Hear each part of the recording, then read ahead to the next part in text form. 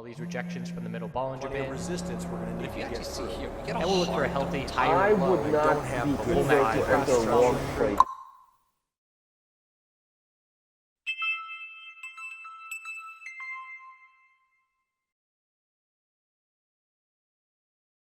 Hey everyone, so after I recorded this, things started to get really extreme on this dump, so had to start looking for news, as that is always the case when things get really extreme. So tethered double spending vulnerability confirmed, and this is something for you to look up on your own, but private Chinese cybersecurity firm saying that essentially there's a flaw where they can send the tether without actually needing to send the tether. So that's what the FUD is right now, and that's what's leading to this dump, and things are getting very extreme. 15-minute RSIs are in single digits.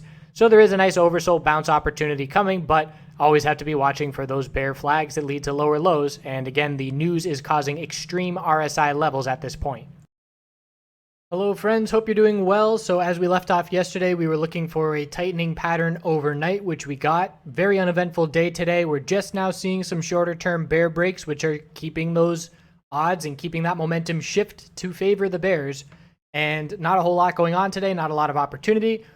Got a lot of messages from people trading their first Canadian MJ today from cryptocurrency, and it was a great day to do it. Had a 10% bounce on some of those plays, and really cool to see people branching out to other volatile spaces while we wait patiently for things to pick up back in the crypto space. But what we're left here is with the daily time frame on Bitcoin, with our low of the pullback, high of the bounce, higher low. Don't really like green. We'll go white. And just a tightening range. Now it looks like we have a lower high. It was close to a daily inside bar forming. You can see the 4-hour time frame is pretty tight, but we did just barely break bearish, and we've been pulling back for the last few hours with some clear bear volume behind it. So clearly the bears are winning the day for right now, and we're looking to test our recent lows. If we do drop and break down and lose our recent lows of support, the next level after 5777 is down here at 5,511. So that would be the next level we're watching. Then we're down to 5,376. Just looking at the stair steps on the way up on the daily time frame where support was established by those bulls.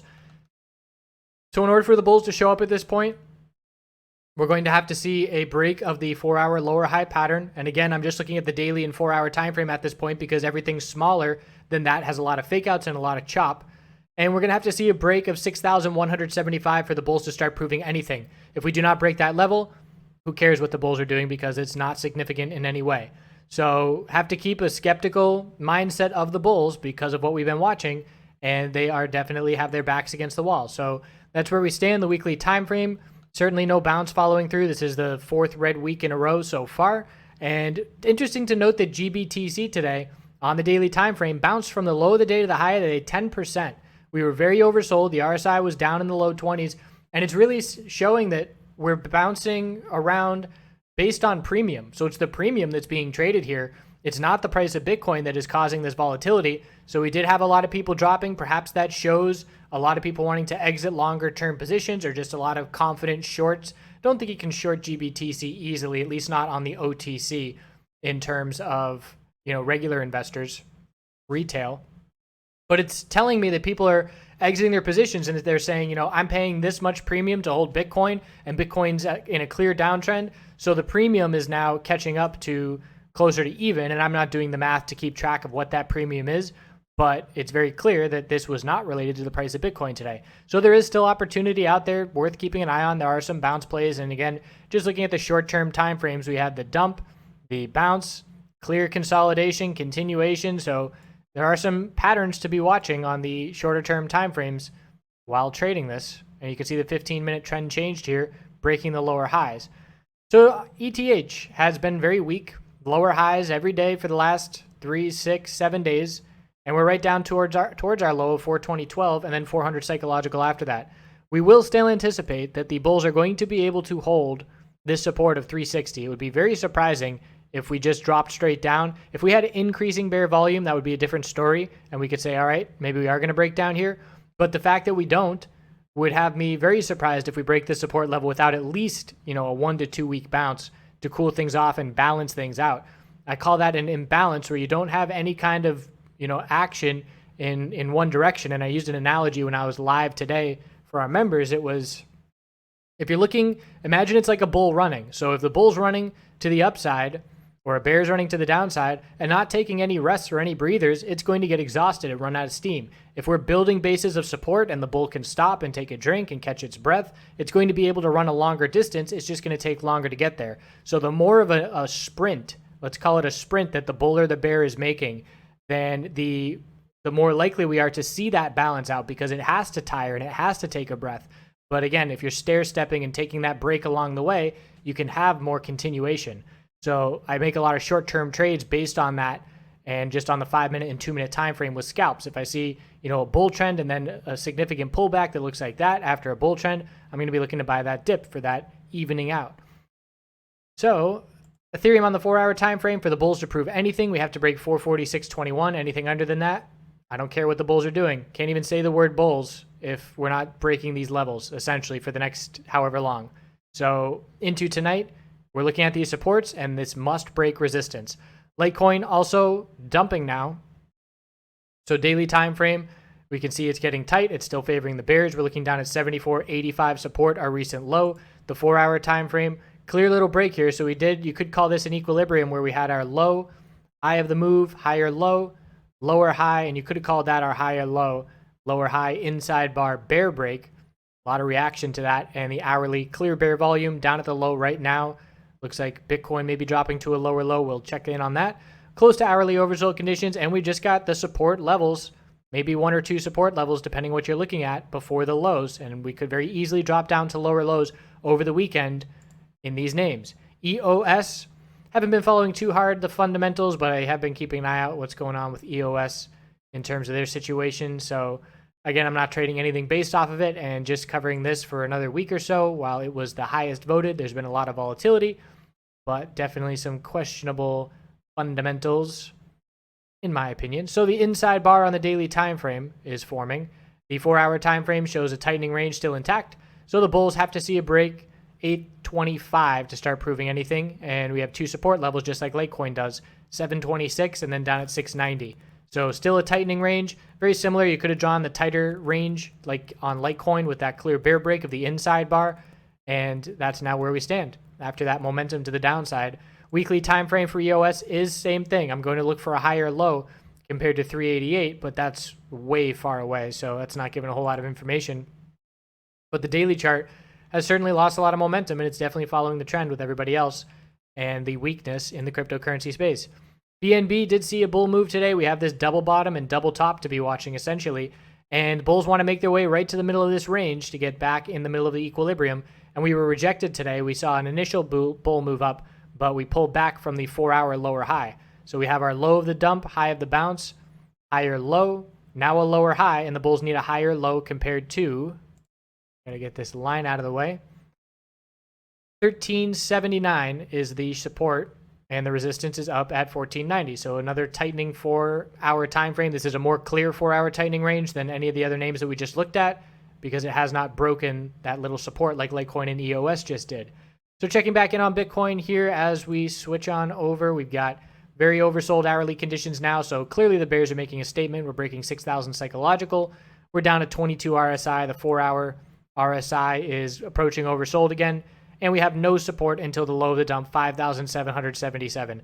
I don't anticipate to get there tonight. The 4-hour RSI would have to get pretty oversold. The hourly RSI is already very oversold, so we'd have to see a bear flag in continuation. It's possible, but I do not think we will go straight to that support level tonight. Likely to see a little bounce before we get there. But if we do drop to this lower low, as looks likely, very soon, very shortly, we're going to have 4-hour, hourly, and daily RSI levels all oversold again. So we'll see how it plays out, but bears have all the momentum and all the comfortability. Let's move on to story time. So where we ended off, Ice Lake Basin, still heading through Colorado.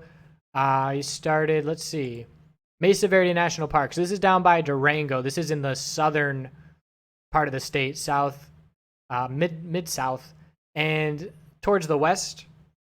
And they have, Great Sand Dunes National Park, and this is Mesa Verde National Park. And these are the Native Americans that carved their little villages and cities into the sides of these walls of this, canyon. And it's incredible to see what they did and the handholds that are still present from, where they carved out to put their hands as they're climbing in and out of this thing. is just incredible to see what they did just to, survive. And obviously it was for protection. And these are the people that took a strain of grass, and everybody talks about genetically modified. Genetically modified these days means splicing genes and doing things that way in a lab. Whereas these people were genetically modifying a strain of grass by selectively breeding it. And the biggest seeds, they would just save the biggest seeds for generations and generations, and they made corn from that. So corn is grass, and obviously we've perfected what it looks like now, but it started as a species of grass that they would just continuously selective breed and keep saving the seeds of the biggest ones, and it turned into corn. And I find that fascinating. I don't have the time frames on how long ago that was, but probably 10,000 years. That's a wild guess. 8,000 years, 18, I don't know. But worth checking out if you're interested in this stuff. And it's a very cool spot because it's definitely more touristy, to go and see these places with tour guides and stuff so people don't screw them up. But just to see where these people lived, because on the top of the canyon, it's a pretty arid place. So the fact that they even grew a crop is pretty impressive. It's definitely desert-like out there, and it's a plateau where you can just see over everything. And I believe they went and got all of the rocks and things that they built from outside of the canyon and brought them back in. These people were crazy in terms of what they were doing in order to survive and how they thrived in this area. So here's the view from over the plateau where it's just, you can see everything and the views are great. So this is western Colorado, essentially. And there's an area of Colorado. The first half of Colorado, as you're driving from east to west, is just flat. And you see the looming mountains in the distance. And this is more towards the south. Look at this. Oh, I want to blow him up. He's really cool colors. Well, use your imagination. But he's got a purple tail, yellow hands, orange head, green back. Really cool lizard. This is now Telluride, so moving on. I like Telluride a lot. Really cool little mountain ski resort kind of city. A lot of people say that, rich people moved in and took over, and I can definitely see that happening compared to what it must have been 2 decades ago. But it's still a great spot. I like the vibe there a lot. And there was a festival. They have festivals. There's one coming up with the Mushroom Festival. They're known for that around the world and the country. It's a pretty big deal. But I went to one called The Ride. It's just a music festival. And I've never used couch surfing, but I'm on there and I was checking out the area and I interacted with someone and they said, hey, this festival isn't coming into town and you should volunteer and get a free ticket. So I just looked up where there's free camping. There's free camping 5 minutes outside of town. So pitched my tent in this little forest of birch trees. And I took my little Honda Civic on places that I should not have gone. And I have no idea how I didn't get stuck.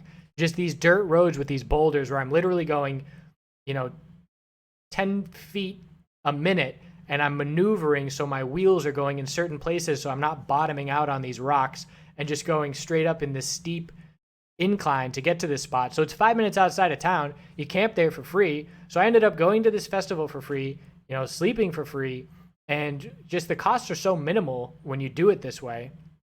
And every night I would just come back and go in my tent and sleep and wake up the next morning and head into town. It takes a couple minutes. But Telluride had a great music festival, so I volunteered there and got to see Cake and David Byrne and St. Vincent. If you haven't listened to David Byrne and you like him, and St. Vincent, that album, I like it a lot. And that was a great show. To just go Cake to them back to back was awesome. And it was a funny story because I was volunteering, and this is the venue where it's just an outdoor festival and surrounded by, beautiful views. And I volunteered, and one of my jobs was to sit, everybody's in this general area looking at the stage, and my job is to sit way at the back, and there's a chain link fence, and there's an opening in the fence where you come and go, but I have to sit in the opening there and not let people go through there because of some fire regulations or whatever the reason that they had. That's my job. So there's the campsites are behind me for everybody to go to their campsites, and if I say they can't go through, they have to walk, 200-300 yards the entire way around the fence and then do a big, loop to come back. So I am literally having to explain to drunk people for hours on end, like, this isn't my rule. I'm sorry. I'm doing my job. You just can't go through here. And by the end of it, it was just like, I can't tell you how defeated I was, and I will never do that again in my entire life. But there were plenty of people that just said, forget it, go. I don't care. But so yeah, that was great, and I'll leave off here with a clip of the David Byrne and St. Vincent show. They had a full brass band. Video quality is obviously junk, and again, all these photos are just from my phone. There were so many times where I just could care less to take pictures, but I am glad I did take so many overall. And we'll leave you with that video. I hope you all continue to do good things, and tomorrow we will see if we get this bear break or not. Certainly headed that way at this point.